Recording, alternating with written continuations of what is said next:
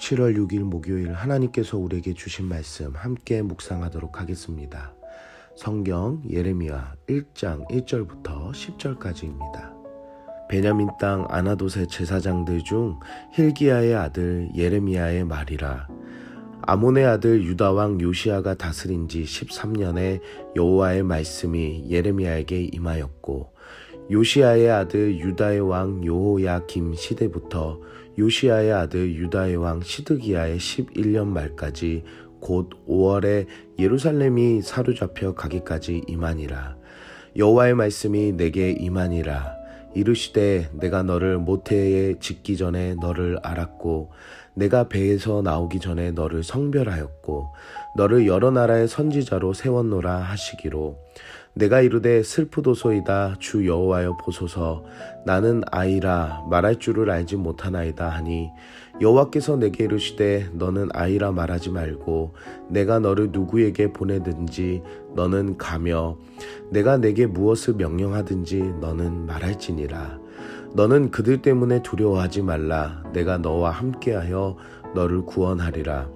나 여호와의 말이니라 하시고, 여호와께서 그의 손을 내밀어 내 입에 대시며 여호와께서 내게 이르시되 보라, 내가 내 말을 내 입에 두었노라.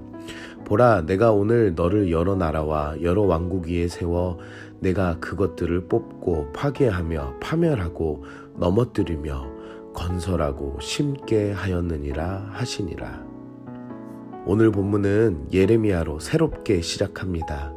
예레미야는 구약시대 선지자였으며 다윗 왕 때에 왕위를 승계할 때에 솔로몬과 아도니아를 두고 제사장의 두 가문이 각자 지지를 하는 데 있어 아도니아의 계열에 지지함으로 결국 솔로몬이 아비아다를 추방하여 베냐민 지역 아나돗이라는 곳에 가문이 뿌리를 내리게 됩니다.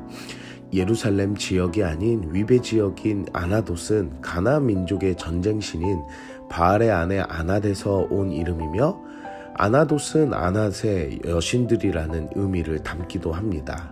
이런 가문에서 태어난 이류의 제사장이었던 예레미야에게 오늘 하나님의 말씀이 임하게 됩니다.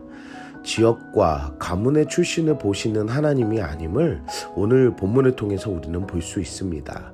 사랑하는 성도 여러분, 하나님의 부르심에는 좋은 가문과 좋은 지역 등 조건이 붙지 않습니다. 나를 구원하시고 자녀 삼으신 하나님의 은혜는 차별이 없으시며 부족하지 않으십니다. 오늘 하나님의 일방적인 선택하심으로 좋은 가문과 출신이 아닌 예레미야 선지자가 말씀을 받음을 이야기해주고 있습니다. 하나님께서는 예레미야 선지자에게 이렇게 말씀하십니다.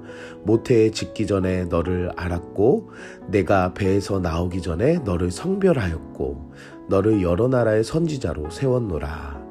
이 본문을 보며 하나님께서 택하신 구원의 계획을 우리가 알 수 있습니다.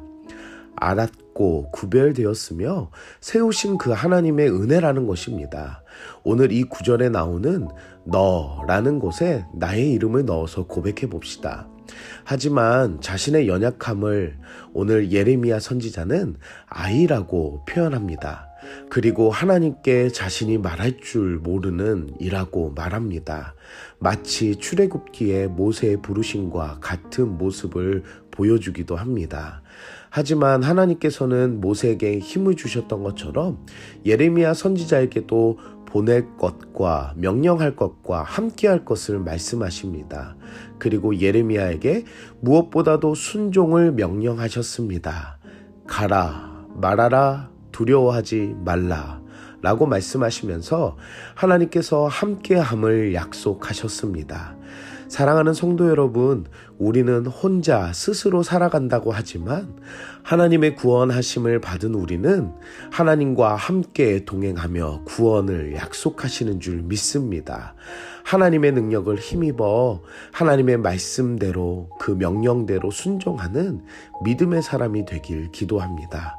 그리고 하나님께서는 예레미야의 입에 말씀을 두시겠다고 약속하십니다. 예레미야는 하나님의 말씀에 붙들린 삶으로 하나님의 일하심을 감당하는 삶이 되었습니다. 하나님 말씀에는 능력이 있습니다. 그리고 그 말씀은 하나님께서 하신 말씀이므로 반드시 이루어집니다. 사랑하는 성도 여러분, 하나님의 말씀을 내 입과 마음에 담으셔서 말씀의 삶을 사는 여러분들 되시길 기도합니다. 오늘 예레미야는 앞으로에 일어날 예언적 말씀 앞에 쓰임받는 사람이 되었습니다. 심판의 메시지와 회복의 메시지를 전하는 예레미야는 사람들이 선호하며 유명한 제사장이 아니었습니다.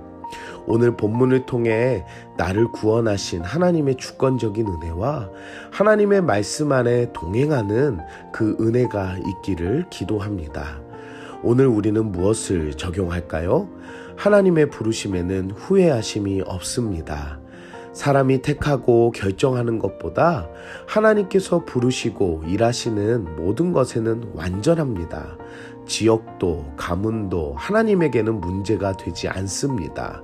사람들의 눈에는 부족해 보이고 보잘것없으나 하나님의 은혜에는 하나님께서 함께 하시기에 쓰임받는 소명자의 삶을 살 수 있으며 하나님께 붙들린 그 삶은 더 특별한 삶을 살아가게 됩니다.